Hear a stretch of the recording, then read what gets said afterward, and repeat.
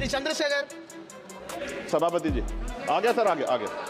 आज हम संविधान की गौरवशाली यात्रा पे बात करने के लिए चर्चा कर रहे हैं। कल से ये चर्चा चल रही है सर। मैंने बहुत सारे दोनों पक्ष के और जितने भी हमारे मेंबर हैं सुना सर, उनको बड़े बड़े नेता हैं सर। इसके भाग 1 में लिखा हुआ है India that is Bharat, Hindustan नहीं लिखा हुआ है सर। लेकिन सारे नेता संविधान पे चर्चा कर रहे हैं, लेकिन हिंदुस्तानी कहेंगे, भारत कहने की हिम्मत नहीं जुटा पा रहे। ये बड़ा सवाल है सर कि क्या संविधान के हिसाब से बात रखी जा रही है। मैं धन्यवाद दूंगा फूले साहू बाबा साहब अम्बेडकर को और मेरे नेता मान्यवर साहब श्री काशीराम को। 25 नवंबर 1949 को संविधान को सौंपते हुए डॉक्टर बाबा साहब अम्बेडकर ने कहा था कि 26 जनवरी 1950 को हम विरोधाभास भरे जीवन में प्रवेश करने जा रहे हैं। राजनीतिक जीवन में तो हमारे पास समानता होगी, लेकिन सामाजिक और आर्थिक जीवन में असमानता होगी। क्या ये चुनौती आज 75 साल बाद दूर हुई है? भारत ने 26 जनवरी 1950 को संविधान लागू होने के साथ खुद को एक संप्रभु लोकतांत्रिक और गणतांत्रिक राज्य होने का ऐलान किया। लेकिन सर उस समय संविधान की स्थिति ये थी कि जैसे गांव का कोई आदमी, मैं 50 की बात कर रहा हूं, वो 50 साल पहले शहर में आ जाता और बड़े लोगों की महफिल में चला जाता, उस जहां वो खाना खा रहे हो, और वो टेबल पे नैपकिन को खा के जो है ये कहता कि ये तो फीका, क्योंकि वो जानता ही नहीं था, वो समझता नहीं था संविधान को, संविधान है क्या। संविधान उसके लिए महज दस्तावेज था। ये जिम्मेदारी थी राजनीतिक दलों पे कि वो संविधान को व्यवहार में लेके आते। और इसके इतने सारे आर्टिकल हैं, अगर इनको व्यवहार में लाया जाता तो मुझे लगता कि आज देश बहुत बदल गया होता।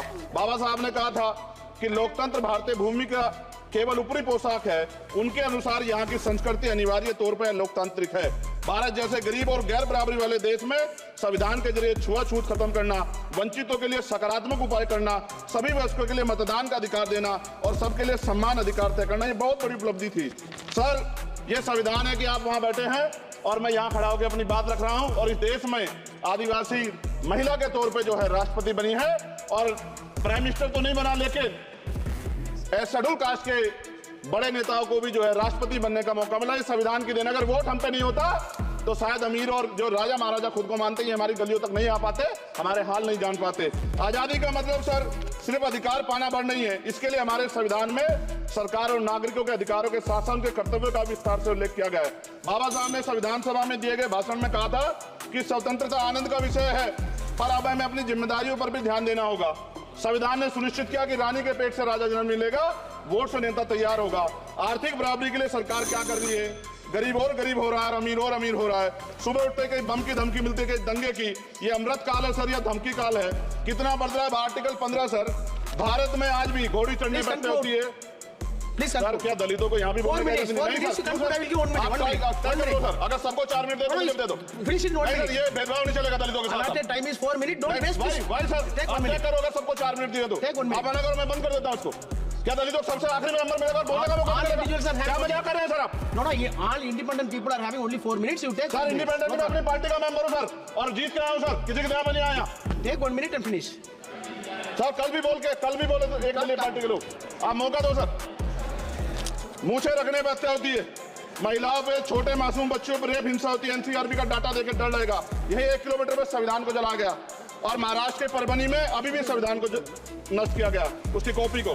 आर्टिकल 25-26 में संविधान में सभी को धार्मिक आजादी। कहाँ है दलितों की, मुसलमानों की, जैनों की, बौद्धों की, ईसाइयों की? छत्तीसगढ़ में सतनामी समाज को संविधान की अपनी धार्मिक आजादी के आधार पर जो है उनको अपमानित करके जेल में बंद कर दिया। संभल, अजमेर, अयोध्या सब इसका उदाहरण है।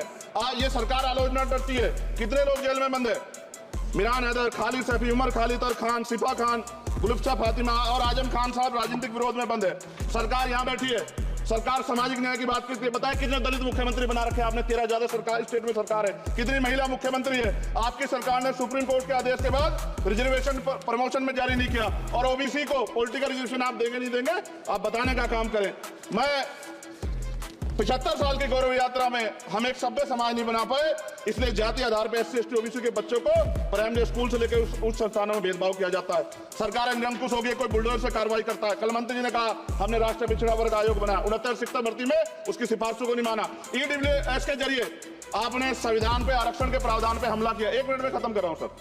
संविधान सर न्यायपालिका में आर्टिकल 124 ये कहता है सर, ये अधिकार जो है, प्लीज कंक्लूड सर 1 मिनट में प्लीज संविधान में न्यायाधीशों की नियुक्ति का अधिकार राष्ट्रपति के द्वारा होना चाहिए, अभी तक नहीं हो रही है। All India judicial service commission कब बनेगा? क्या चंद परिवार ही सर जज बन सकते हैं? और आज हम सर, मैं सरकार से सवाल पूछना चाहता हूं सर, सेवाओं में SC ST OBC वर्ग का कितना प्रतिनिधित्व है? भारत सरकार के मंत्रालयों के अधीन PSU में, बैंकों, बीमा कंपनियों में और स्वस्थायी संस्थानों में आउटसोर्स तथा कॉन्ट्रैक्ट पर वर्तमान कार्यरत कर्मचारी कुल कितनी संख्या है? आउटसोर्स और कॉन्ट्रैक्ट में कार्यबल SC ST OBC कितना प्रतिशत है? निजी क्षेत्रों में कार्यरत कर्मचारी उनके SC ST OBC के वर्ग लाभ। सर खत्म कर, लास्ट पॉइंट सर, मैं फिर स्पष्ट तौर पर कह रहा हूं सर, यहां बैठे SC और OBC के मेंबर से कह रहा हूं सर, उनको सामाजिक जिम्मेदारी का ध्यान भी रखना चाहिए। पार्टी के प्रति वफादारी के साथ साथ अपने वर्गों के प्रति ईमानदारी भी रखनी चाहिए। ईमानदारी नहीं होगी तो इन वर्गों का भला नहीं हो सकता और हमें बहुत सरकारों से उम्मीद नहीं है। बहुत बहुत धन्यवाद सर। Thank you. बहुत बहुत धन्यवाद सर। आज संविधान की ऊपर चर्चा करने के लिए आपने